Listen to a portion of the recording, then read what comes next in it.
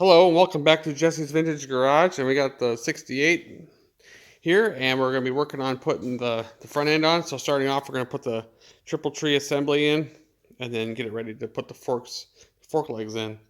So over here at the table, we're going to be working on getting the triple tree set up. So here are the triple tree parts for the 68. This is the lower triple tree, of course, and the top one. Call them triple trees because of the 3 hole, and it's kind of like, yeah, it's just a name of it, nickname. And we're gonna put the lock back in because we removed it to have this repainted, and we didn't have a key. We didn't have a key too, so I ended up finding a key though, and it's real simple to put it back in because it lines up, and then it lines up with a hole down here. There's a keyed spot. Just goes right in there. And then there's a hole that lines up. Then there's a real special screw that goes in there. A screw that's got a niblet in the end. And then when you get it so tight, it breaks off. So you can't get it back out again. Right. It has to be drilled out to get it back out again. Yes. And I don't remember. Which is what we did. Yeah. I was going to say, I think we drilled the other one out. Yeah. And this is the correct key. It's got the Union logo on it. The remakes there, the reproductions don't look like this. And it works really nice. Yes, we're going to want that hooked up so it'll help us with putting the forks in and stuff. Maybe lock it still so it doesn't move around when we're assembling. So I'll get a wrench for you there. This screws in. This head is actually a Whitworth size on this one. So we'll just tighten it up. We might not break it off quite yet, but in case we have a situation. So we'll just get it tightened up a little bit and then call it quits there, and we'll go from there later if we want to remove it.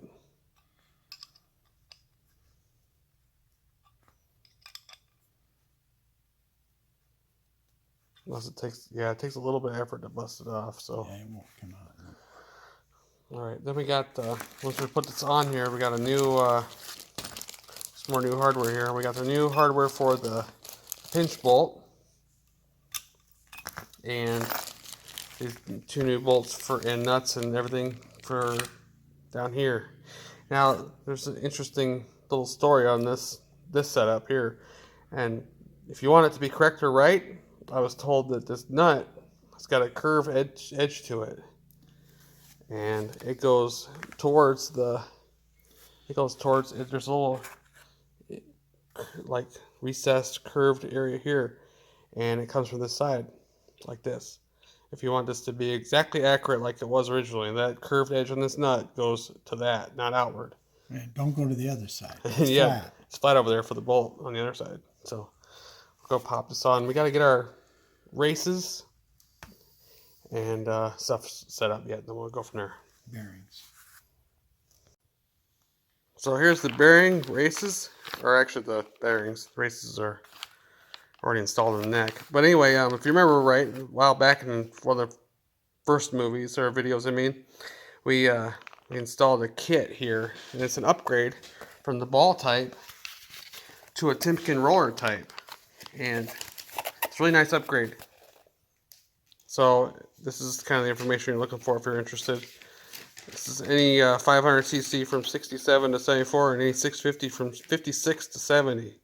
All non-nacelle models. And it stops at 70 for the 650 because in 71 the bearings got a special... it was basically the same thing. Yeah, same thing, but it also has a plastic thing that breaks easy on here. But we did that in the 71 video too. We replaced them in the Tiger. So I think we got everything laid out here.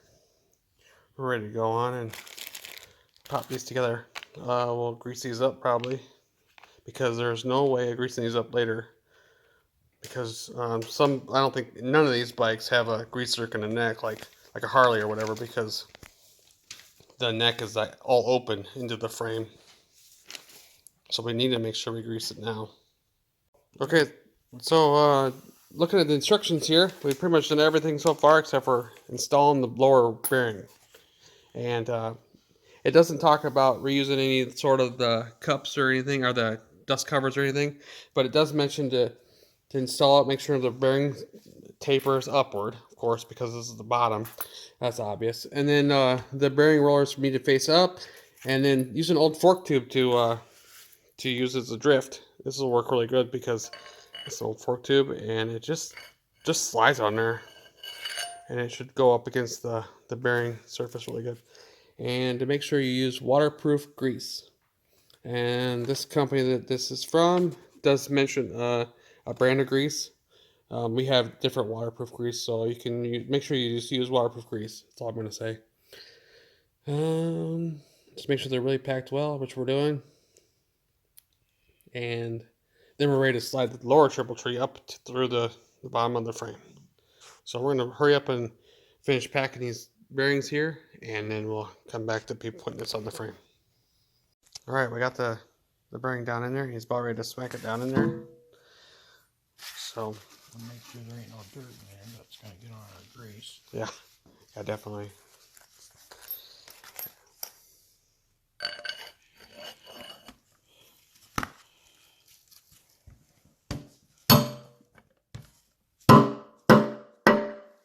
It might not take much. Maybe it will. Hell yeah, I got a ways to go yet. It's not going.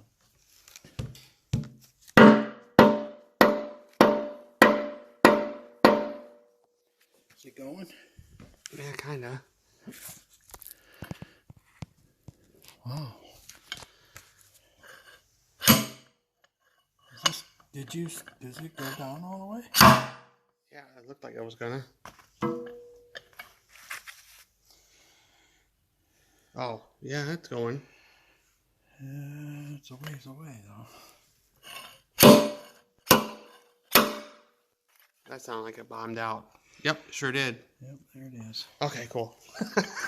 Thought we were doing it right. Okay, so that's how it's Don't done. need the hammer. I guess you don't need a hammer.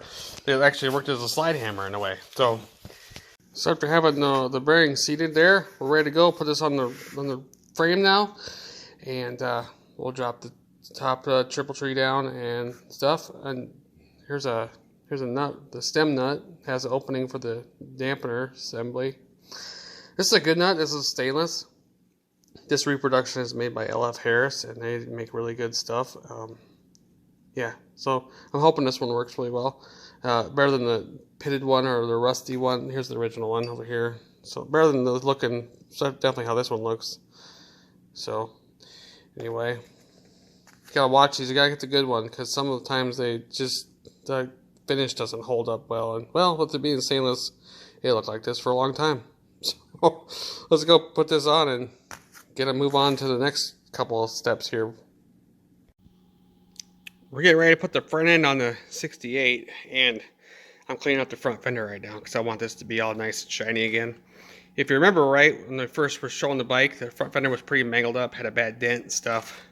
We were able to use our English wheel that we got and get most of that out. But there are some dents here and there on it yet. Like there's one. And so on. But here's another one. Well, so on. Anyways, it's just sanding. The nice thing about this is 68 had stainless fenders, and I'm able to sand on this. Like I'm using like 400 right now, and I'm gonna work my way up all the way up to like 2500 for sure, and then use some metal polish and some steel wool and get this thing to shine really nice. Nice reflective mirror look like I want, like was original. So bear with me and you'll see that all nice and shiny, and I'll be ready to put it on here soon. So I got the frame ready to go here. I got the top dust cover on here, nice and greased. Got the bearing in there and everything, ready to go. So I'm going to slide the lower stem triple tree part up, and then put the top one down and tighten the nut up, and then go from there. I got it pretty much started here, ready to start tightening this nut up. You can put these on anytime. They go over and they fall right inside there. They're set up a little bit different than some of the Nortons and stuff that we've worked on. You gotta have this all together at the same time. This is different setup, so I can put these on later. This has a made in England original Union key, and it's the correct shape and everything too. So we'll be using this, and looks pretty nice having the right shaped key stuff. So it makes the whole picture look a lot better that way. So anyway, I'm gonna get the socket here and start tightening that up. There we are. We got it all nice and kind of tightened up. I don't have it set yet for free play yet. I want to do that when the legs are in. But as of right now, it doesn't have any wiggle room here. It doesn't flop up and down and anything crazy. So I'm going to go ahead and put this bolt in here. So then that's the one that goes back here, the pinch bolt. I'm just going to set it there just so I don't lose it or anything. And we can tighten it up later when we're ready to set it. Because you tighten this up, then you use this to pinch it tight. And then we can assemble the dampener and all that stuff. Damper. So like I was saying earlier in part of one of the segments, this bolt nut goes on a certain way. So, and I was told that a few times by other people, just to make sure, because a lot of people mess this up. So like I was saying, there is a recessed curved area on this side. That's where the curved part of this nut, see that? Goes up into there. You have this going the right way if you're going to have this bike judged or anything like that, which I'm not. But if you want to look proper, that's how it gets put together. So, just specify that because I want to make sure that stuff's done right. I don't like it all like rigged up and all wrong, you know what I mean? And again, this bike is not probably going to be graded or judged or anything, or maybe not even in a show. I don't know for sure. I don't really do that with my stuff lately, so I don't know. But here we are for now.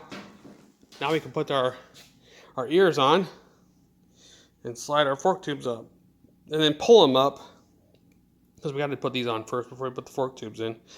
Then we have this special tool. We're going to pull these tube assemblies up into the top triple tree here.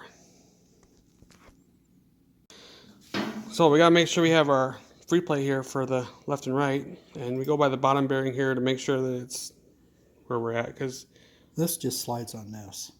Yeah, okay, so it kind of catches a little bit. Yeah, so you got this too tight. And then, yeah, like I was saying, we get this set here, and then we're good to go the rest of the way. Okay. And actually what you do is you wait till you get the front end on it. Right, yeah, we got to have the whole unit to actually be able to... Then you can really feel it. But as long as you don't feel... That's a good starting point. Yes. We'll make sure we'll do this revisit later. this. Yeah. But that's a good point. We got to have all this assembled. Just like, then we can tighten this up and all that stuff. Right. So... Actually, we can put the ears on now because, like I was saying earlier, we can put the ears on now, and we'll be working on that right now. So with installing the ears, the bolt comes in from the front and shows a washer on the back there. It's a flat washer and then a hex nut. I'm just going to put a washer on there too, so that this way this hex doesn't tear up the paint. It's added. It's not really going to be a big deal, but it'll look pretty nice too that way. And this nut's special. It's got a flat surface that goes towards the tightening surface, and then there's curved here on the other part. And then also on here on this right side gets this piece. This helps guides the cables down. This started in '68 and went to '70, but not all bikes have it because they either get torn off or something. But they don't show it in the book here, so we're gonna put this back on, and then we'll be able to put the ears and stuff all together and tighten all that stuff up later after we pull the assemblies up. Got the ears on here. I got them bolted in. It's all loose yet because this is a pinching point for the forks. We gotta make sure it slides through here nice. And then I pushed the dampener rubber piece down inside there. Don't want to forget about that. And then here's how that bracket for the cable routing thing goes. This is an original one because it's not like it's been split right here. From what I can tell, I think this was for a bike like this, but it's not the one for this bike because this didn't have none of this stuff when we first got it, if you remember, in the first videos. But I was able to pick this up at the same place I got these original fork ears here for the headlight. And this rubber grommet, I put a new one in here. This is for there's a the cables go through here. It's isn't it the throttle cables? Cable. Yeah, the throttle cable goes through there. So that's also something that's not really shown in the book very well. So that's the key section there too. And then we got to hook up the wires to the switch here, and we got to put this little fancy boot over top of this. We'll do all that later. And I'm not sure, but we could put the headlamp in and kind of tentatively bolt it in, but I got to build the whole headlamp yet because it's all new to this bike. Because, of course, like I said, it's ahead of like a 5-inch, original 5-inch like headlamp off like a 500 or something. A smaller bike. Or no, it could have been a 650, the one with the up pipes. Oh, yeah, okay. DR6C. Yep. Otherwise, I think we're ready to slide the assemblies up.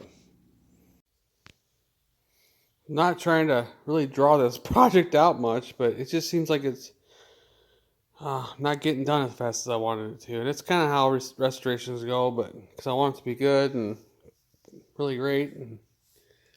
But I gotta take my time with it. The other thing is, it's like really busy and around here and with other things besides working on bikes all the time. And here it is now, August. I want to kind of have this bike done by now. But another thing is, we're waiting on the head yet for this bike.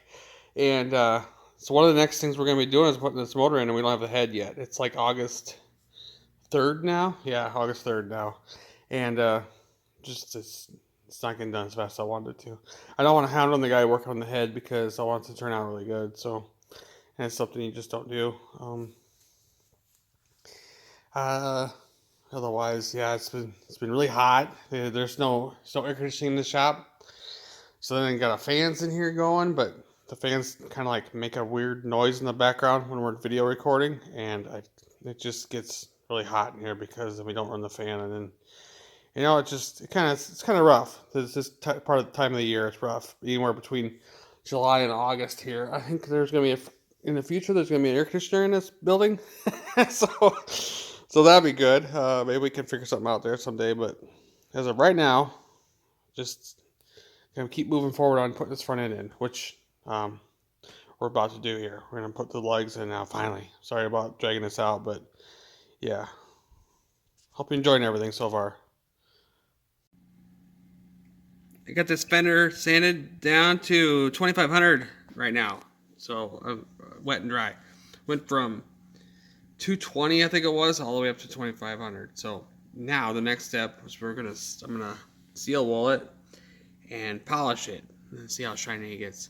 And hopefully a lot of the little scratches are reduced. I mean, there's a few in here still yet, but it's not gonna be perfect. And there's a little bit of dings here and there, but unless I'm gonna replace the entire fender, I'm gonna have to have this. So the other option was to paint it. Well, 68 fenders aren't painted. 68 fenders are stainless. I can sand it, polish it, make it nice and shiny. The only other thing I could have done is put a chrome fender on, which would have been later, and it's really shiny then, but I didn't want to do that. So, but I could have hid all this stuff if this would have been a 69 and painted fender, but it is what it is. And 68s, I think, are sharp in their own ways. We got one of the fork tubes into the front end here, the triple trees. We're going to go over how to install it here, but I'm just going to give an overview of how it looks when it's done. This is a heavy duty boot. This is the late 68 to 70 style boot, which doesn't require the clips. And what else was it? No, nothing. We're going to talk about the installation tool and all that stuff here in a second. But I just want to give the overview of it right here. So we're going to show you the way. So here we are starting off here. We're going to put the boot on first. We took out the spring and stuff. He's just getting a light coat of grease on it just so it protects the stuff. We got the really good seals in there. We don't have to worry about any of that stuff. And anyways, you put this end in first. It has the groove to lock onto the seal holder. And it has a road bump, kind of like a curved one here, and that hooks into the abutment piece here on the top, and that's what makes it a late 68 to early 60 or early 70 or even 70 only.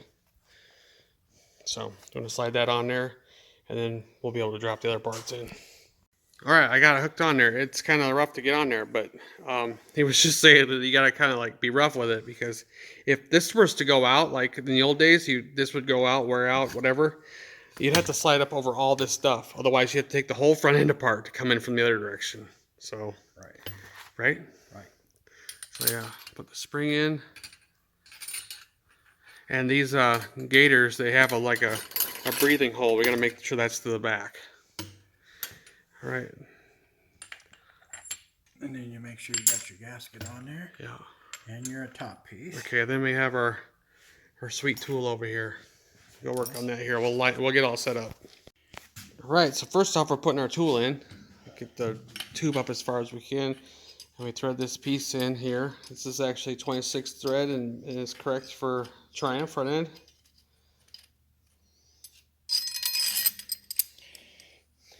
And we want it to go in as much as possible. It can stop in the tube, but we want to maintain its looseness, so when we go to take it out, it doesn't like get stuck and weird stuff happen.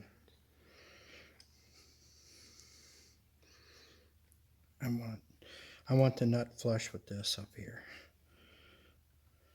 Yeah, that way it doesn't.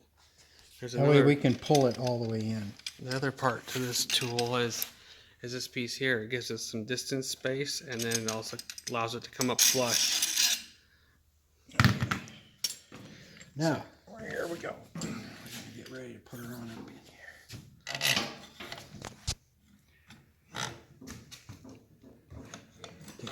Lift her up there a little bit.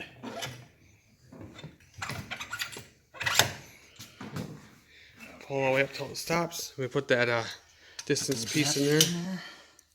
It's made out of aluminum, so it doesn't destroy or scratch the upper triple tree at all. Now we gotta thread this nut on there. So that'll be a little bit here. Come right back. Okay. Alright, we have our lower part aligned pretty much where it needs to be. He's gonna start pulling it up by wrenching on this. And drag it pulls the whole thing up.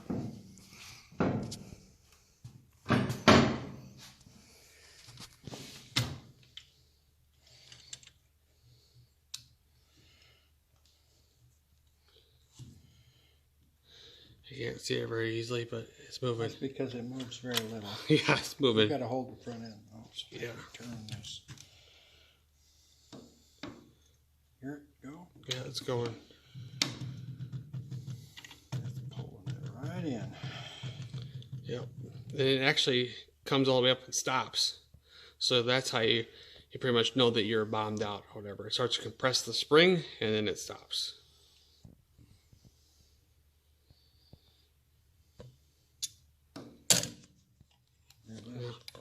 Yep, that's pretty much the end. The spring made a noise, and that was it.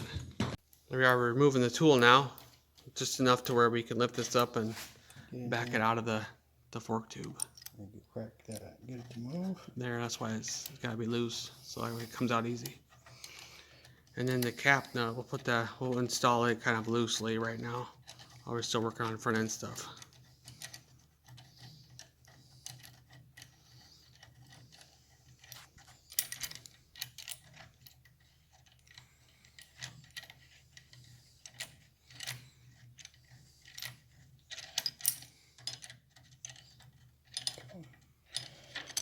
There it is. We'll put this in for now. This kind of is a wrap right now, pretty much for the front end stuff. I mean, we can get going on more stuff, like install a dampener next, I suppose, if you want. But or we got to build the headlight yet. But anyways, I put the boot on yet. Oh yeah, we got to install it. We'll pop that up on there. It's real easy to do. Just kind of like pops up on there. There's the breather hole for the boot.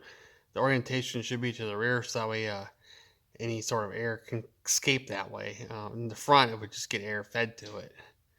So that way any sort of like moisture or whatever can get out as well.